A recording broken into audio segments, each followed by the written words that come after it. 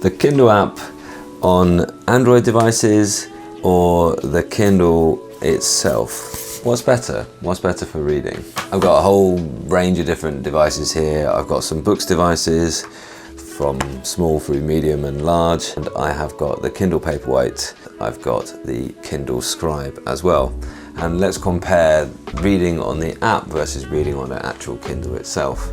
One thing I can say is that the way that a Kindle wakes up is excellent, and if you want something that opens and you're pretty much ready to read every single time, then I do think the Kindle, the way it handles the books is really, really good. You can also, of course, do dark mode here on this Kindle. This is the Kindle Paperwhite Signature Edition, and you can do dark mode on the Kindle Scribe. You can do dark mode on my phone, it seems, but I think that's just because it's taking the kind of global dark mode of the Android device rather than it just being the app itself, because I don't seem to be able to find the dark mode in the Kindle apps here on these other Android devices. So let's clear the decks a little bit and let's have a look first of all at the dedicated readers. So this is the Kindle Paperwhite and this is the Boox Leaf 2. It's a really nice small screen reader here from Boox. Out of these two, the Boox is the more expensive of the devices, but the Boox is really competing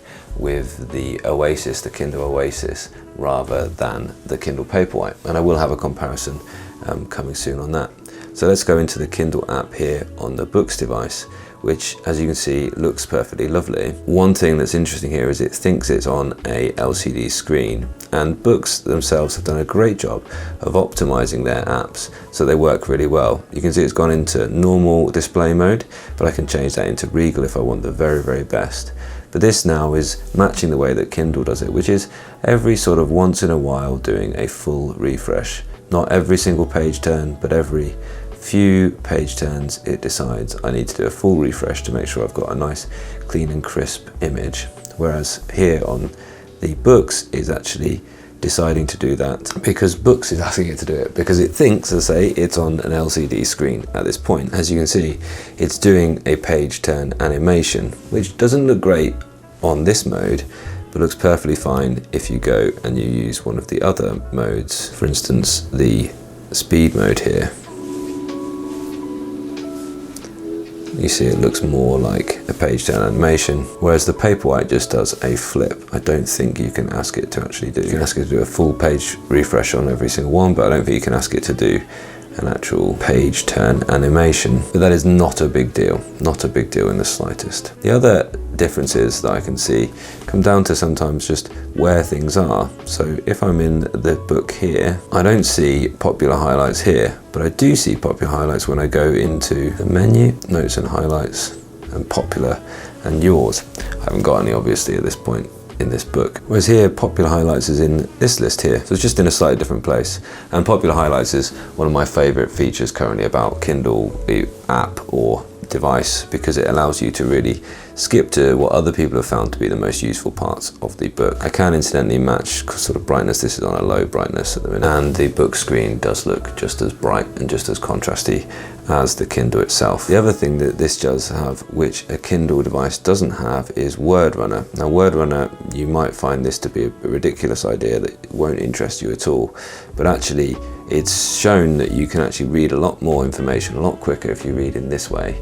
Whereas this, because it isn't allowing you to do any kind of faster screen mode than just the ordinary refresh on demand mode, the kind of normal screen mode, isn't going to let you do this. Whereas because this thinks it's on a 30 Hertz LCD screen, minimum is just acting like that. And you can see it looks fine. You can definitely read like that. This is a comfortable way to read. I don't necessarily think that is the best way to read, because what you're not doing then is actually reading onto your own situation. You're immersing yourself in reading rather than sort of taking the time to think, how can I apply that to my own situation? It's great for just, I need to get something blitzed, I need to get through something quickly, but it's not the best for actually reading to learn and to improve things. This is the two smaller ones. I would say, honestly, I'd read on either. If I was just looking for something to read, then the Kindle would probably be the thing to use. I must say that that kind of quick wake up is really, really good. Everything is well formatted for the screen, but you know, I wouldn't kick it out of bed. And if you need to use another library or you want to get books from other places, then definitely the Boox is a great option for that, and this is a great reader. Oh, did they add the page turn? No, there is now an option for page turning that you can change in here in Boox. So if I go into settings, I can choose side key settings, and I can ask it to do forward and backward in other apps.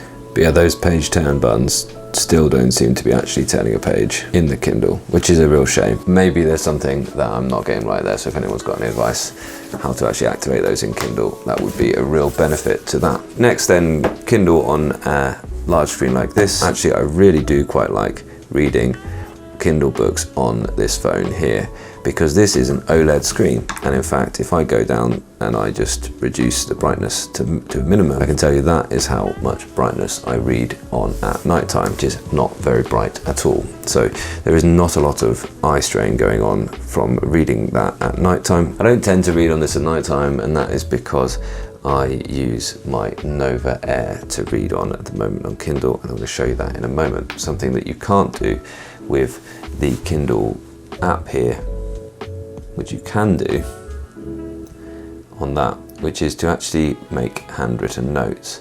And although you can't do it as sticky notes within the device there, you can make handwritten notes on the Nova Air or Nova Air 2 or any of the Boox devices by just having a notebook open at the same time in split screen mode, and I'll show you that in a second.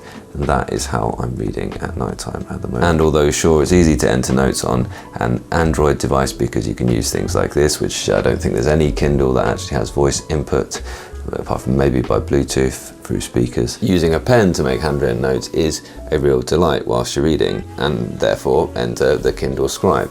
So how's the Kindle Scribe experience versus any Boox tablet at all, be this the Tab Ultra or the Note Air 2? And the Note Air 2 is the one I was going to naturally show on this, but actually I'll be honest with you, the one that I'm using in this way at the moment is the Nova Air. So if I open up Kindle on the Nova Air, and then I can come down here and go for split screen mode, and as you can see I have the book I'm reading next door to a notes app, and my notes app here as I'm working, as I'm reading, because this book is the type of book that really gets you thinking, and what you want to do whilst you're reading this type of book is really to think about applying it as you're doing it to your own use case.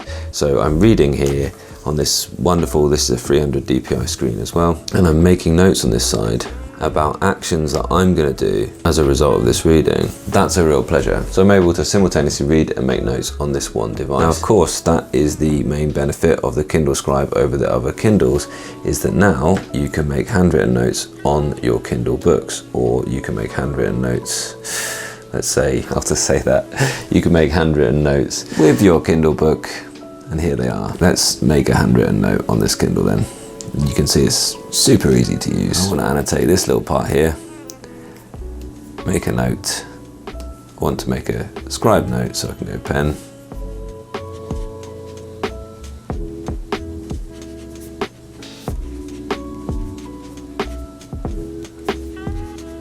Well, this is a handwritten note, whereas a sticky note, slightly different, because I come here and I go sticky note and I click.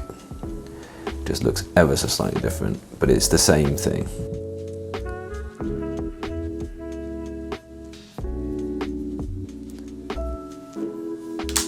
And it does work, okay, and you can also go ahead and you can export all of my notes, I can send them to myself, and well, that will just go to my ordinary email address, or I can put in a different email address I want to send it to. That's fine, but it isn't slick, because now I have to receive that in my email address, and well, I'm gonna get, if I do that, I'm just gonna get a PDF with a bunch of sort of pictures. I won't be able to copy that text into anything, whereas this is in the Boox ecosystem, and I can search every single word through this entire notebook to find pages. Even if I write this scruffy, it is actually managing to pick up my text most of the time. I can ask it to convert all of that to digital text. So the Kindle Scribe isn't quite the experience of the Boox just yet, and it hasn't come through yet to, no, here we are, your notebook. Download PDF, there it is. It looks like a PDF. Now, why oh why this is not appearing here in my online Kindle library, I don't know. I have the annotations in there. There they are. although they haven't come through yet. It's recognised that I have some more annotations, that I've highlighted some other things, but they haven't come through because I think they're handwritten notes. So I've got a highlight, but I haven't got a handwritten note. As far as I can see yet, there's no way to access any of the notes that you've got on the Kindle Scribe off the device. It's telling me that it is backed up in the cloud, but as far as I can see, the only way that I could get that down is if I got a new Kindle Scribe and I decided I wanted to bring all of the previous notes and stickies down from the cloud. Fine, that's useful. Should I break the device? There isn't very much use in terms of me actually managing and organising my knowledge. I think there's still a distance to travel in terms of using this usefully as a knowledge management system. If I wanted to do some intense study, which I often do with books, then using this side-by-side system on either a smaller Boox device like this or a larger Boox device like the Tab Ultra or the Note Air 2 would be far more preferable than just making these incidental little sticky notes. But if you are reading and you just want to every now and then, oh, well, that's an interesting thought, jot something down which might come as an idea, might be useful as an idea later on, or next time you read that book you want to sort of remind yourself of something that you were thinking of at that point, then the sticky notes are fine integration. But it isn't a useful thing for like intensely learning from books. So Boox, BOOX, is still the platform of choice if you want to learn with books, even if that book is a Kindle book.